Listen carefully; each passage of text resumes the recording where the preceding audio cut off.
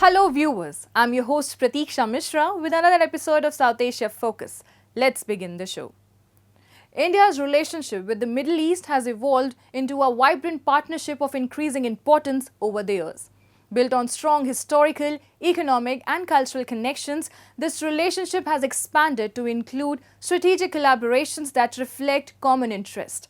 Among the Middle Eastern countries, Qatar has become a crucial partner, playing a significant role in strengthening India's energy security and deepening economic and political ties within the Gulf region. Take a look. India's relationship with the Middle East has grown into a dynamic, multifaceted partnership rooted in historical, economic, and cultural ties. The region's strategic importance stems from its proximity, vast energy resources, and expanding trade links. A key milestone was the state visit of Qatar's Emir Sheikh Tamim bin Hamad Al Thani to India. Accompanied by a high-level delegation, his visit reinforced bilateral cooperation across various sectors. During talks in New Delhi, Prime Minister Narendra Modi and the Emir exchanged agreements emphasizing strong trade ties, deep people-to-people connections, and a shared commitment to strengthening their partnership. I think it's one of the most growing relation between two countries, especially if we take the Gulf country in general and India and Qatar in particular, because of Qatar is a tiny Arab state, but yet it is playing a major role in the energy sectors. And I think there where India needed the most is the energy sector, and that will help India in building its strategy of the energy, what we call energy security. On the sidelines of the Emir of Qatar's visit to India, the India-Qatar Joint Business Forum was held, highlighting the immense potential for collaboration between the two nations. The forum focused on fostering innovation and shaping future industries, reinforcing their commitment to strengthening economic ties and exploring new avenues of partnership. I think Qatar and India enjoyed a long partnership for many years. You know, the world today is changing dramatically in terms of trade and business, the apply of technology and AI.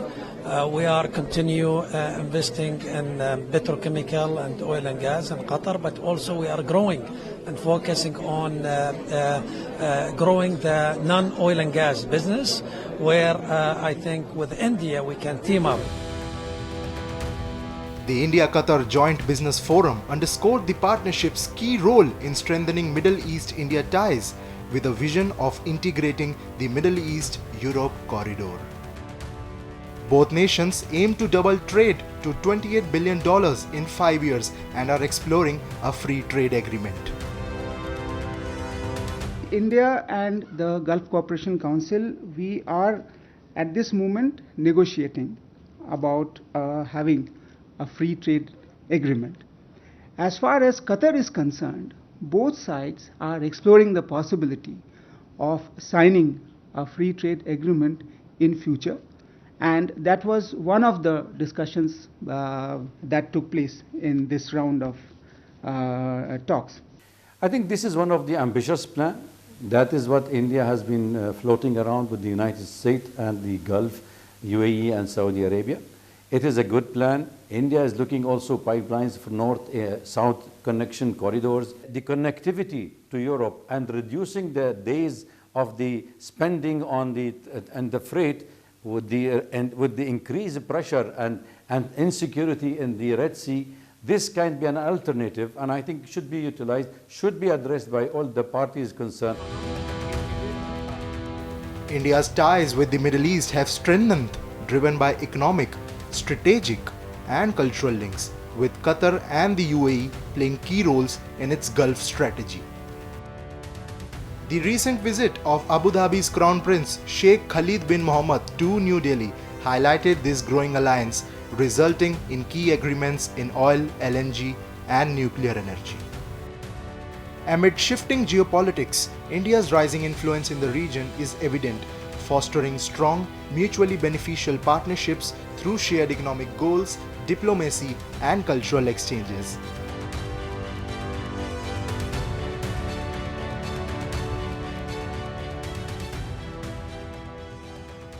As Ramadan draws near, the sharp rise in inflation across Pakistan has left many families struggling to make ends meet.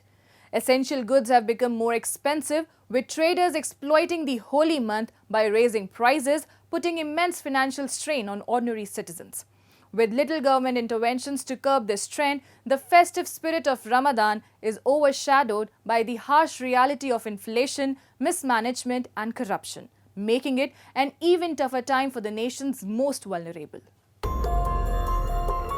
In many Islamic nations, as well as in non-Muslim countries, with significant Muslim populations, special provisions are made to facilitate fasting during Ramadan. Governments and charitable organizations collaborate to provide essential goods at discounted prices, easing the burden on families during this sacred time. However, the situation in Pakistan is markedly different. As Ramadan approaches, Pakistan is grappling with a sharp rise in inflation, driving up the cost of essential commodities and making it increasingly difficult for ordinary citizens to make ends meet. Instead of offering relief to the public during this holy month, traders, particularly in major cities like Karachi, are significantly raising prices. This has sparked widespread frustration and financial strain among the population, making the spirit of Ramadan harder to embrace. दुनिया में Christian, Europe में हिंदू बरादरी भी India में पैसे कम करती है और यहाँ के ताजिर लोगों को लूटने के लिए महंगाई की इंतहा पर चले जाते हैं। ताजिर बरादरी जो है वो मुल्क को चाटने में पाकिस्तान के सियासतदानों की तरह इन्वॉल्व है। वो मुल्क को खा रहे हैं, जैसे सियासतदान जो है ना अपने खर्चे पूरे करने के लिए पब्लिक पर बोझ डालते हैं। In a country where a significant portion of the population lives paycheck to paycheck, the rising costs of essential goods have placed a considerable burden on families that were already living on the edge. For many, even meeting their basic transportation needs has become an overwhelming challenge. What makes the situation even more dire is the growing inability to afford essential festive items for the holy month, such as special foods, new clothes, or even basic gifts. Pakistani हम जो ना 2 number के मुसलमान हैं। जब भी महंगाई या ऐसे त्योहारों का मौका आता है तो ये चीज़ें ना आसमान तक चढ़ा देते हैं। हम चाहते हैं कि चीज़ें सस्ती हो जाए ताकि गरीब भी जो ना इस मुक़द्दस महीने में आराम से रोज़े रख सके और उसको रिलीफ मिल सके। तो हर कोई अपने बचत के चक्कर में लगा हुआ है। महंगाई तो वैसे ही इस टाइम आसमान पे है और जब रमज़ान आ जाएगा तो और चीज़ें फिर महंगी आ जाएगी। आपको तो पता है, वरना रमज़ान में स्पेशल इनको पैकेजेस देने चाहिए बीइंग अ मुस्लिम कंट्री के हवाले से, मगर यहाँ पे चीज़ें और ज़्यादा डबल हो जाती हैं। भाई अल्लाह खैर करे बस। The situation in Pakistan is a reflection of deeper issues that have plagued the country for years: rampant inflation, mismanagement, and corruption. With little intervention from the government to control prices, people are left to fend for themselves, traveling long distances or going without the festive items that once symbolized this holy month. As the government continues to grapple with economic instability and corruption, the question remains: how long will the common people continue to bear the weight of this crisis? For now, it seems that Ramadan in Pakistan is marked not by the spirit of giving, but by a painful reminder of the ongoing struggles faced by its citizens. Time now for Asia This Week, the stories from across the continent. Renowned Thai influencer Pancake, who has 2.9 million followers worldwide, visited Fukushima to embrace the winter season alongside 20 Thai tourists. Their goal was to explore new experiences, savor local cuisine, and immerse themselves in traditional culture. สวัสดีค่ะแพนเค้กเขมมณีจันทร์วิกรค่ะตอนนี้อยู่ที่ประเทศญี่ปุ่นฟุกุชิมะค่ะ อุ้ยลมมาพอดีเลยช่วงนี้คือดีมากเพราะว่าหิมะตกพอดีนะคะแล้วก็อากาศเย็นแบบเอาเป็นว่าเย็นชื่นใจนะคะแล้วก็ใครที่ชอบนะคะที่จะมาท่องเที่ยวมาทานอาหารอร่อยๆนะคะมาชิลกับธรรมชาติสวยๆหรือมาเห็นความดั้งเดิมของที่ฟุกุชิมะเนี่ยบอกเลยว่าต้องมาที่นี่ค่ะมีหลายที่ที่แบบสุดยอดจริงๆอยากรู้ไปที่ไหนบ้างเดี๋ยวตามไปกันเลยค่ะ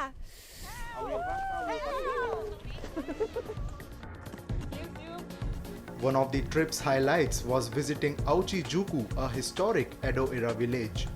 Pancake and the Thai tourists enjoyed a unique tradition, eating soba noodles with a green onion instead of chopsticks, symbolizing eternal family prosperity.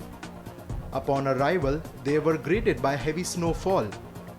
Known for its powder-fine snow, Fukushima is perfect for skiing, snowboarding, and snow sliding, a thrilling first-time experience for the group. At a local strawberry farm, they sampled 12 varieties of strawberries, each with a distinct flavor. Open year-round, the farm offers visitors a chance to enjoy fresh fruit picking. Pancake promised to return back to Fukushima, while her fellow travelers eagerly anticipated skiing next winter. With its breathtaking landscapes, rich culture, and warm hospitality, Fukushima continues to captivate visitors worldwide.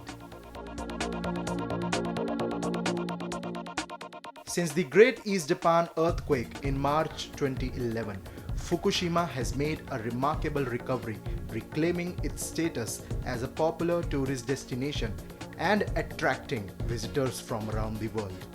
Recently, Vietnamese influencer Khoi Lang Thang explored Fukushima to showcase its winter beauty.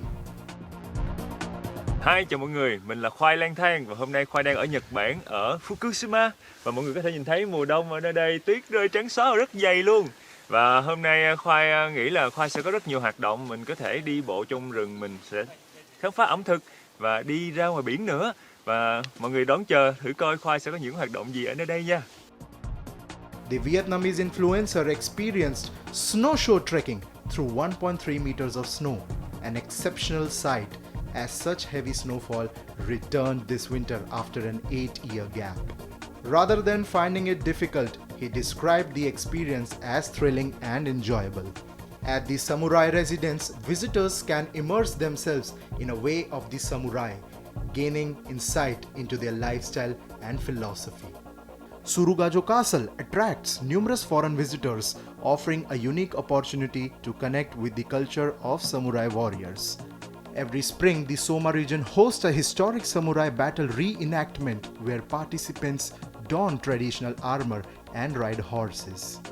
Karazuzaki Beachfront Park serves as a training ground for mastering horseback riding and control, allowing participants to embrace the samurai spirit.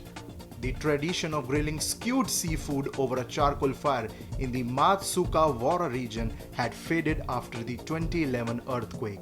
However, thanks to dedicated volunteers, it was revived a decade later. The young Vietnamese influencer was captivated by Fukushima's winter beauty. His experience further fueled his enthusiasm, inspiring him to engage more frequently and passionately with his 2 million followers.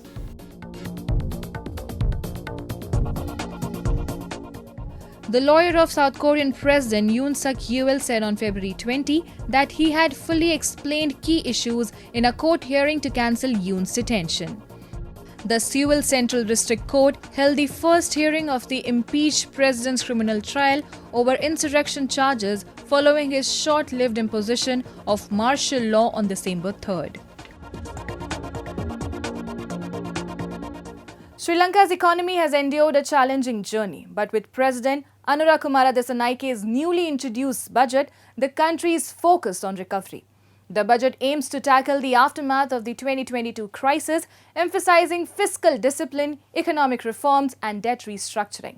With projections of 5% GDP growth in the medium term, Sri Lanka is looking to stabilize inflation and restore a stable currency. Take a look.